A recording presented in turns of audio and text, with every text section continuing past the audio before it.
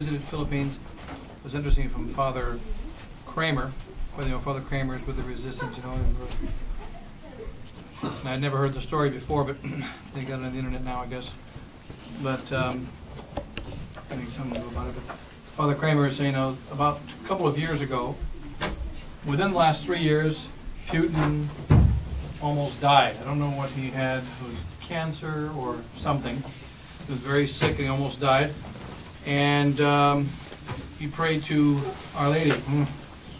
And of course, the Orthodox, they have Our Lady as well, but they were finding, the Russians are finding, when they pray to Our Lady under Russian titles, Orthodox titles, they don't get any results. When they pray to Our Lady under Roman titles, they do. And so I don't know which Our Lady it was, but I think it was Lady of Fatima, and he was cured. He then made a visit to Rome. This is in the last 2 years. And it was an official visit for, normal visiting the Pope in Rome. And he spoke to Pope Francis. And Putin told Pope Francis, "Will you please consecrate Russia to the Immaculate Heart?" And the Pope said, "We won't talk about Fatima." So the communist Russian dictator is asking the Pope to consecrate Russia, and the Pope was angry and says, "No. We won't talk about Fatima." Then it was actually a what do you call it? There's a close connected, very closely connected in the Kremlin, who's friends with Father Kramer. Putin has read Father Kramer's book on Fatima, and and the Devil's Final Battle, and also that. So there's been some indirect contacts from people connected very closely to Putin, and they also said that after walking out of that meeting, Cardinal, we have to look on the internet, the name Vellerani, I can't remember his name, but if Father Kramer says his name, Putin's officer had spoke with the Cardinal, and they were standing in front of the statue of Lady of Fatima, and the Cardinal said, "I assure you, we will kill Fatima. We will kill Fatima." So Putin and the Russians were very offended. They felt snubbed by Pope Francis. And also there's a general move in Russia towards Romanism. They want to become Roman Catholic. But they don't want to become Francis and Benedict Catholic. They don't want to become that kind of Catholic. And so that the Putin's conversion was apparently a genuine conversion, and then there was also all this addition, these laws in Russia.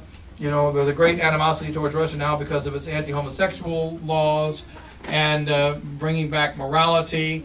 So even though Putin he's not Catholic, he's still a bit of Orthodox, but he's aiming towards Catholicism. And he wants Russia to be consecrated by the Pope, and he believes in Our Lady of Fatima. So there's like a mixed. So even though he's not Catholic, he's aiming.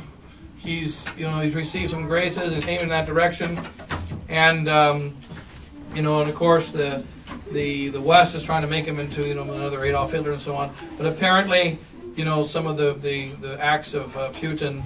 That there's again more and more signs, even though the world's getting worse, there's just yet another sign of Our Lady of Fatima, that the victory is there. And also one of the things that Father Chazelle pointed out, it never occurred to me before, but 6 months ago, listen, if you listen, he said, even in the rock and roll music and even in the modern literature,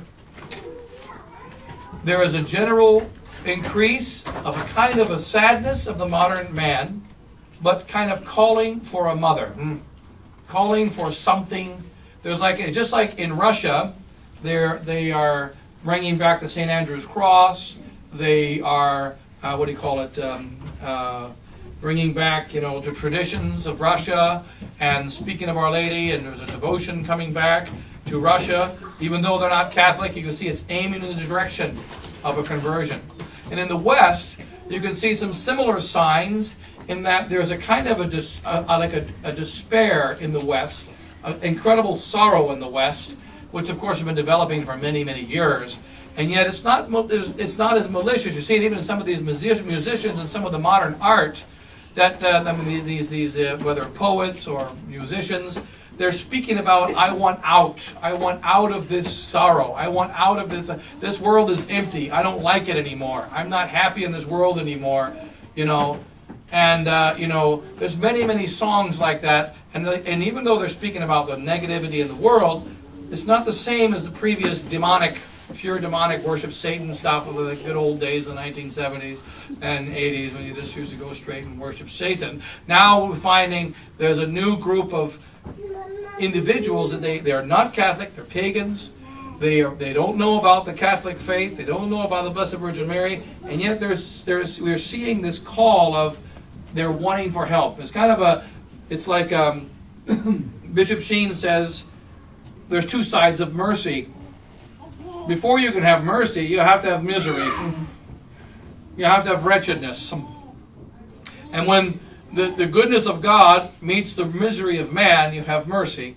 And so that many men are wretched. We saw a few years ago the wretchedness of man. Many of these rich people and modern men, they're wretched, but they don't believe they're wretched. Now, people are recognizing. They're sorrowful, they're in agony, they're looking for some solution.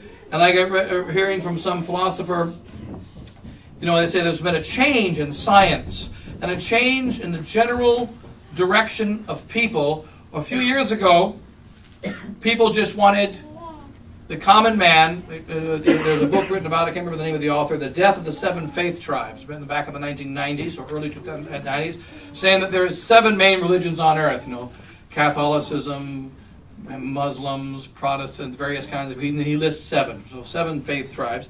And then he says that what's happened now is all 7 of them are dying. All of them are dying. And that people now want to have a little bit, he says, religion has become like a smorgasbord. So that, you know, today I'm a Protestant, but I like incense, so I'm going to grab incense and bring it in my Protestant church. You know, I'm a Muslim, but I like Jesus. You know, and they remember Jews for Jesus, right? So you have, all of a sudden, there's this people are just taking a little bit of this religion, a little bit of that religion, a little bit of that religion, and that's been happening for the last 50 years. But now we're seeing around the millennium in the last few years a change. People are sick of eclectic religion. They're sick of division, and they want synthesis. Synthesis. In fact, one of the guys we're studying at the seminary is a Jesuit named Athanasius Kircher. And Athanasius Kircher, they call him the last Renaissance man. In fact, he's the last medieval man. He's the last man who died in 1680 or 1688, who had the complete vision of one world completely governed by God. One perfect, harmonious universe ruled by God. And he's the last guy who saw all that and believed in all that, a Jesuit. And well, now there's a Kircher society, which is increasing and increasing. And these are not Catholics that belong to this society. They're pagans. And so that I saw a report of one scientist talking about it. It says, why has Athanasius Kircher become popular, especially since the year 2000, after the year 2000? That the reason is because modern man is now looking for synthesis.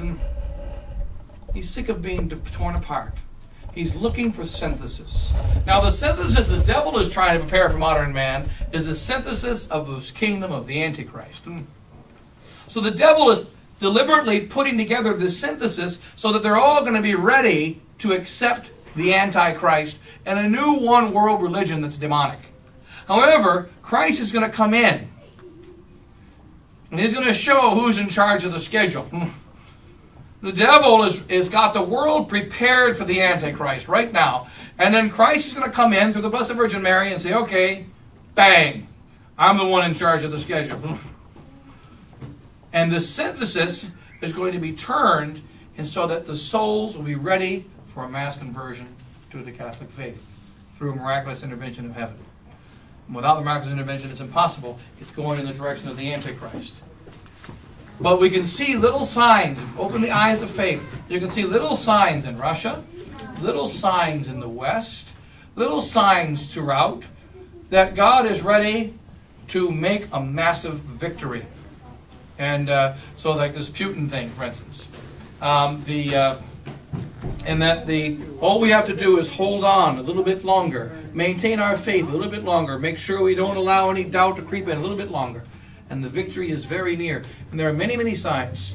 Of course, we can't put a schedule and date on things. Only God can do that. He said, you do not know the day or the hour. Though our Lord said, you do not know the day or the hour, He did also give us prophecies so that we could know the circumstances, or we could know the general time. So even though we can't know the day or the hour, we can know the general time. And we're in that general time of this great victory of the Blessed Virgin Mary, blocking the reign of the Antichrist. The Antichrist will still come, but later. And we're preparing for this, the blockage of the Blessed Virgin Mary. A brief victory and glory spoken of by the Lady of La Salette, Lady of Fatima, all the familiar, Our Lady of Quito, and so on. But if we open our eyes, you can see we're very close to that. Very, very close. Many, many signs of this souls looking for the truth, but they don't know where to find it. And looking for, crying for some help, but they don't know who to cry to.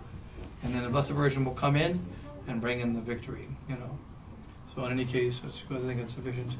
Anybody need, we better close. Any questions or whatever? That'll be fine. Okay, would you say a quick Hail Mary and then close it there? Hail Mary, full of grace, the Lord is with thee. Blessed art thou amongst women, and blessed is the fruit of thy womb, Jesus. Holy Mary, Mother of God, pray for us sinners, now and at the hour of our death. Amen. Saint Vincent de Ferrer, Pray for us. St. Jude, Pray for us. Lady of Victory, Pray for us. Lady of Sorrows, Pray for Lady us. of Christians, Pray for Saint us. Ignatius. Pray for us. Father, Son, Holy Ghost, amen. Yeah, see, we're in the Philippines. There's 5 of us priests. We had a little meeting. Father Suelo, Father Kramer, myself, Father Giselle, and Father Hugo. Father Hugo's first visit to Asia. And he's never seen so many kids before. Well, the Philippines, kids everywhere. And compared to him, when we came back, everybody's 100 years old and dying. And so, we saw the kids and all the kids coming out of the woodwork in the Philippines, and said Mass there and met with the priest. We met also with Father Onoda. We saw Father Onoda, and briefly Father Fortin came in and just frowned and walked away. So a 2-second visit with Father Fortin. Father Hugo said, you need to reread the Archbishop. Father Fortin said, not interested, and walked away. That was the conversation. That's all I needed to say. It covered everything. And then with the Father Onoda, we talked for about 3 hours. And Father Onoda he's a priest who gave us the boot 2-3 years ago. And during the middle of the conversation, Father Onoda is a very kind priest, a Japanese priest of the society. He was ordained in '93. But he was the one who had the privilege of giving us the boot. Father Giselle and I, in September of 2012, was our last day in a society priory, was there in Manila. And Father Couture, and Father Onoda gave us the proverbial boot. We were forbidden to say, even when we were staying there the last few days, we were forbidden to say Mass, even privately, on the side altars there in Manila. So I showed Father, these are the side altars we can't say Mass on. And also showed Father Hugo the beautiful altars and all that in Manila. And they're repainting the ceiling and re-gilding and all that. Father Giselle said, well, the gilding job is better now. They fix that. But in any case, Father Onoda was trying to justify the heretical statements of Bishop Villay, trying to find a way to justify them, and he says that all that Father Pfeiffer and Father Giselle do is exaggerate, take out of context, and then that's it. Exaggerate, take out of context everything that Bishop Villay. So he says, well, how do you explain new Mass legitimately promulgated? And of course he said there that, well, if you understand legitimately promulgated as the Pope has the power to make legitimate promulgations, and so Father Giselle pointed out, well, there's Mass, legitimate, promulgated. No Pope mentioned there. Mass, legitimately promulgated.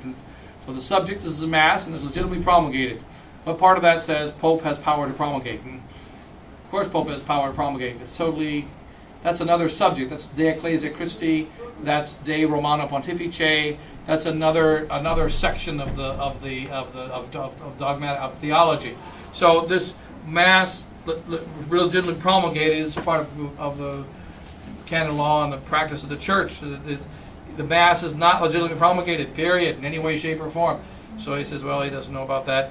And one thing that Because Father Chazelle had never met Father Noda, but in the very beginning, he said, Father Noda told us, well, Cardinal Ratzinger, we don't know if the syllabus is infallible anymore. We used to believe the syllabus of errors was infallible. But Cardinal Joseph Ratzinger says it's not. So we don't know. Now just think about that for a moment. A priest of the Society of St. Pius X using Cardinal Joseph Ratzinger as an authority. He's a good authority on heresy. But to use him as an authority of any kind on the faith, if he believes it, it's wrong. And so, what are we doing even considering this man as an authority? The syllabus is infallible. It's a teaching of the Church. The heresies contained therein and condemned therein are condemned. End of story. So it was kind of enlightening that Father Onoda is a very good priest, very kind priest, but he was very wasn't very happy when we stopped by. We were talking to him for 3 hours, but he's trying to change. He's trying to marry the old SSPX doctrine and the new. It doesn't work. He came up with a new theory that we'd never heard before. How do we reconcile the two churches with the one church? Two churches, one church. Archbishop Lefebvre says there's two churches. And he didn't just say that. John Paul II, Paul VI, they all say that. We follow the Church of the Council. They don't say we follow the Catholic Church. They say we follow the Church of the Council. We're implementing the Church of the Council. We represent the Church of the Council, the Council of the Council. That's a conciliar church, which is not the same as a Catholic church. Well, the Pope says that. Now, and he doesn't even believe in the Catholic God anyway, the present one. So they're very clear that there was two different churches. So, but then Bishop Fillet now says there's only one church, there aren't two different churches. So now we've got to marry the two doctrines. I still believe Bishop Lefebvre was right when he said there were two churches, but I also believe Bishop Fillet is right when he says there's only one. So how do we marry them? And what Father Onoda said is, I think it's like the new church is like a fetus. Like a fetus. Somehow growing into a new church. It's a new church in potency, but it's not a new church in act. Obviously, a fetus is not part of the mother. Fetus is another baby. Fetus is another human being. So the fetus example doesn't work. But he's saying that there's somehow it's a potentially a new. So there's still two churches, one real, one potential. But then there's only one church because there's only one real church. That way you get both doctrines. And so each priest is trying to find a way without any explanation from on high. Just heretical, erroneous statements, vague statements, and then you're supposed to figure out how to make it work. Normally, if you're going to give a doctrine, you need to back it up. When Archbishop Lefebvre said, I'm going to consecrate 4 bishops, he said, here's why I'm consecrating 4 bishops. Because there is a crisis of faith in the church and a crisis of the priesthood, and without the Catholic priesthood, there's no preservation of the Catholic Church. Modern seminaries are not preserving the Catholic priesthood. They are making a bastard priests who are mixed in truth and error. A Catholic priest is only the truth. A Catholic priest is only the true Mass. A Catholic priest is only the true faith, true sacraments, etc. These priests are not being produced in the modern church. Therefore, for the sake of preserving the Catholic priesthood, I must consecrate bishops. Because if you don't have bishops, you can't have priests. And when Archbishop Lefebvre dies, there'll be no bishops. I have to consecrate 4 bishops, originally 3, then later on 4. 4 Catholic bishops who have the Catholic faith, who are going to express that faith clearly, and are going to give that faith to seminarians and will ordain young men to the priesthood of our Lord Jesus Christ to preserve the Catholic truth and the Catholic Mass. Not only the Catholic Mass, but the Catholic truth. He explained it. Then we went through a little bit of canon law, the Epikeia, the law of necessity. But he gave an explanation. He didn't just say, I'm going to consecrate 4 bishops. Trust me because I'm an experienced politician. Trust me because I was in charge of the Holy Ghost Fathers. You can trust me because I'm a really holy guy. And he didn't do that.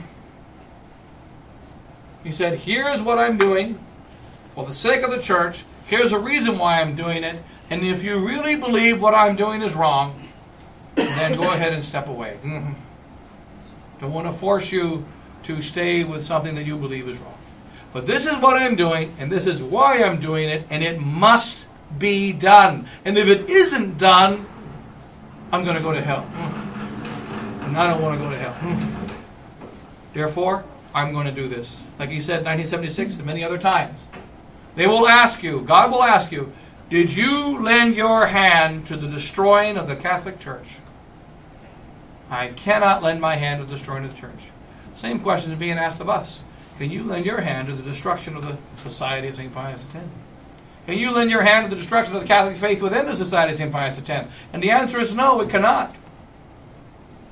By being silent in the face of this grave doctrinal declaration of April 15, 2012, by being silent in the face of this, the latest example, the November 21st, 2014, scandalous letter of Bishop Fillet to friends and benefactors. How many of you have seen that letter? It's well worth not reading. The November 21st, 2014 letter of Bishop Fillet, and everyone should know that date. November 21st. What day? That's a very important day in the history of the SSPX. November 21st, 1974. What happened on that day? The Declaration of the Archbishop. November 21st, 2014 is 40th anniversary. In the letter, he doesn't mention the Declaration once, 0 times. For an SSPX bishop, it's the equivalent, the example I gave earlier, it's the equivalent of a priest giving a sermon. Today is Christmas, and let us celebrate the Grinch, and Frosty the Snowman, and Rudolph, the red-nosed reindeer. You know Dasher and Dancer and Prancer and Vixen. And we forget to mention Jesus Christ. Okay, so you forgot something. That's a problem. If it's Christmas and you're talking about Dasher and Dancer and Prancer and Vixen, Comet and Cupid and Donner and Blitzen, and not Christ, we've got a serious problem. So likewise, in our little SSPX, to the 40th anniversary of the most important act of Archbishop Marcel Lefebvre, which would later lead to the consecrations and lead to all the acts, November 21st, 1974, when he stood up unequivocally for the faith. And he didn't just stand up himself, but he was representing every faithful Catholic in the world, non-members of the SSPX, like my pastor, Father Hannafin, and many others. He was representing what was in their hearts and what was in their minds and what was in their souls and the soul of any faithful Catholic. We refused and have always refused the reforms and everything that comes from this modernist, neo-modernist Rome with neo-modernist and neo-Protestant tendencies. And we refuse Vatican II and all of its the garbage that comes from it. 40th anniversary, the successor of Archbishop Lefebvre, the Superior General of the SSPX, doesn't even bring it up. That is very grave by itself. But what does he bring up? He begins with a quote of Cardinal Joseph Ratzinger and his wisdom. The great wisdom of Cardinal Joseph Cardinal Ratzinger, who 17 years ago in 1997 said, had a very pessimistic view of the future of the church. Because you know, in 97, the church was just, it was wonderful. Everybody was going to church. There was love everywhere. Everybody had the faith. It was just a wonderful time in the Catholic Church. That's what's implied. 97 was a horrible time in the Catholic Church. But when you say I've got a pessimistic view of the future, it means it's pretty optimistic right now, but it's going to be dark tomorrow. And the pessimistic view of the future is there'll be little seeds, little mustard seeds, living lively faith, more like the gospel times. And when Joseph Cardinal Ratzinger says that, what does he mean? He means there'll be a mustard seed over here called the Joy Ministries. Then there'll be a mustard seed over there called the SSPX MC. Only forget that one. There'll be a mustard seed called the Indult Communities.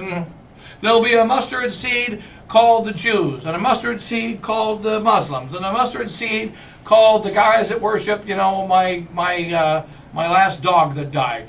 And there will be other mustard seeds who just believe. Because remember, when Joseph Ratzinger speaks about faith, he means belief. Not belief in something, but the act of believing. The act of believing. That is not the virtue of faith. And that's what he's referring to. And this is the what, and Archbishop Fillet is quoting him as if he's speaking of something else, but he's not.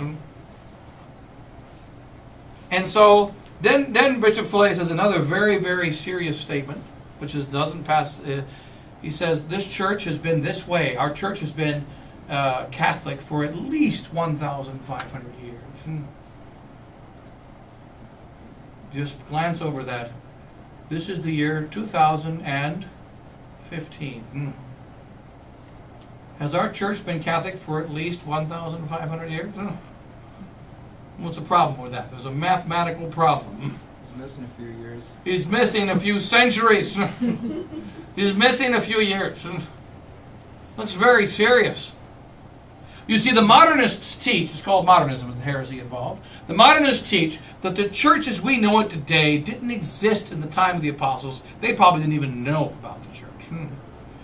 It came up later, principally through the community of the man called Mark, who was a Jew that was really a negative dude because he was living in exile somewhere away from the Jewish community. Where did he live? Here the experts is great. Somewhere away from the Jewish community. We don't know exactly where, but we know all about him.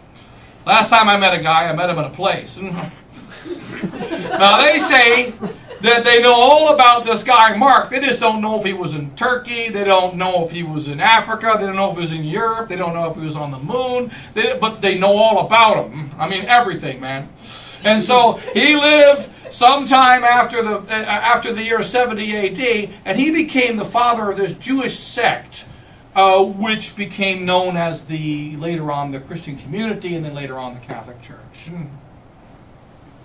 By the year 500, it had already pretty well solidified.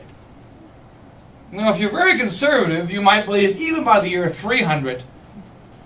So, for instance, St. Peter was a pope, St. Andrew was a bishop.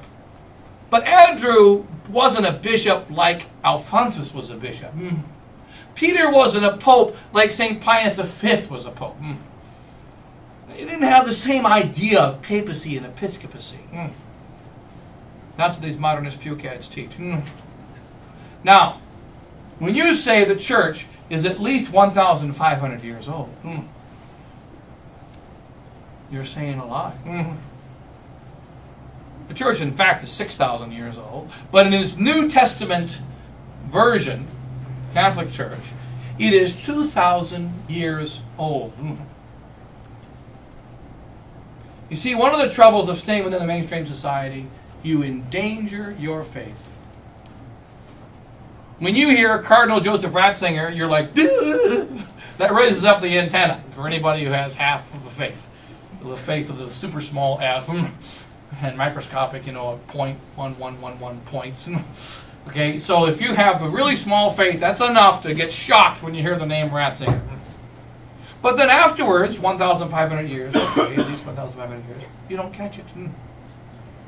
You don't catch it. But you know what? It goes into your blood. I read the Da Vinci Code. That's how the Da Vinci Code works. In the Da Vinci Code, all it says is, here's a story. It's a stupid, cheap story of a guy escaping and looking for what do you call it? Mary Magdalene thing, whatever it is. And he's on as he's escaping, you learn different things. Like, for instance, one of the things you'll learn as he's running away, everybody knows that there were 5 million women killed in the Middle Ages by the church. And it doesn't say anything other than that. And then it continues. And many statements like that. So you're following the story, and then when you finish reading the book, did you know that what happened in the Middle Ages, 5 million women were killed? You know that? By the Catholic Church. Now, there weren't 5 million people living in Europe at the time, but 5 million of the women were killed. Now, the thing is, so that 5 million women were killed by the Catholic, everybody knows that. Did you hear that? Yeah, I heard that too. Everybody knows that. Where did you hear it? I don't remember. I don't remember. They read it from the Da Vinci Code. In fact, I remember one priest told me, mentioned this many times, he left the priesthood back in the 1970s, and he would keep coming to our school concerts. The kids and everything would always come to our school concerts in Denver. I remember one time, one time afterwards, I was talking to him. He says, you know why I left the priesthood? I said, why? I left the priesthood because I read the Da Vinci Code. And I agree with it. I said, wow, you got the gift of prophecy. So in 1973, you left the priesthood because you knew that some guy was going to write a book in 1995 that was going to say why you should leave the priesthood 25 years before the book was written. And he goes, Oh, that didn't work, did it? That's what he said. Oh, that didn't work. He forgot the Da Vinci Code was written 20 years after he left the priesthood. He forgot. And so that it's what do you call it? This is so that what happens is it's a way of subliminal messages. It works on the TV, right? Coca-Cola, Coca-Cola, Coca-Cola. Oh, you really go for a Coke. It works. And these subliminal type messages are now being put in SSPX writings. You might catch the Cardinal Ratzinger thing, but you don't. It doesn't sound bad. If a church has been around for 1,500 years, it doesn't sound bad. Now it's in your head. It's in your head from a trustworthy source. And now you hear somewhere else about the church being 1,200, 1,500 years, and you start arguing about the age of the church. You can't catch everything. And then Father Onoda says, oh, you're exaggerating, you're exaggerating, you're exaggerating. Well, what they said back in 2012 is, show me one erroneous, heretical word of Bishop Fillet, and I'm with you. Well, I couldn't do it, so Bishop Fillet printed it in the Claruna. So now we pull out the heretical word. There it is. Vatican II is in line with tradition. Ecumenism, religious liberty is Catholic. Can't get more clear than that. Plus the new mass legitimately promulgating. Well, what do you mean by enlightened by tradition? What do you mean by ecumenism? What do you mean by religious liberty? It's not. It seems ambiguous to me. One beautiful thing about the April 15, 2012 document, a doctrinal declaration is what it's called, is that it's not ambiguous. It's 100% clear, straight to the point. Error, error, error, heresy, heresy, heresy. Straight up. And yet, I don't know. I think it may not be that. And the trouble is, every step they get closer to modernist Rome, every new error they make, you make another exception. You make another exception. You know, tomorrow, that's it. I'm not going to take this anymore. If this happens another day, I'm out of here. So many priests told me in the last several years, if I get transferred, I'm joining the resistance. Some of them have been transferred to haven't joined the resistance. Now they say, well, if I hear this really bad thing, I'm joining the resistance. The day Bishop Fillet signs a deal, I'm joining the resistance. The day I hear a heresy, I'm joining the resistance. The day they have dancing girls, I'm joining the resistance. It never stops. Same is true with the faithful. Never stops. You see all the things declining in the parishes. You see the handwriting on the wall. You see the decline. Well, you know, it's still the Latin Mass. But you know what? When you're on a sliding board, you can't go back up. You got to get off. Remember, we used to play a sliding board game. You had the rule where when you're on the sliding board, you couldn't grab onto the side because that's cheating. And you had to have your socks on, and you had to try to run up the sliding board without touching the side. And the last one down wins. So whoever can stay on it the longest without cheating wins. But nobody ever makes it to the top unless you cheat. You just you can try running against a sliding board. It doesn't work. You got to get off. Very dangerous for the faith. You got to get off. Anyway, you better close for real this time.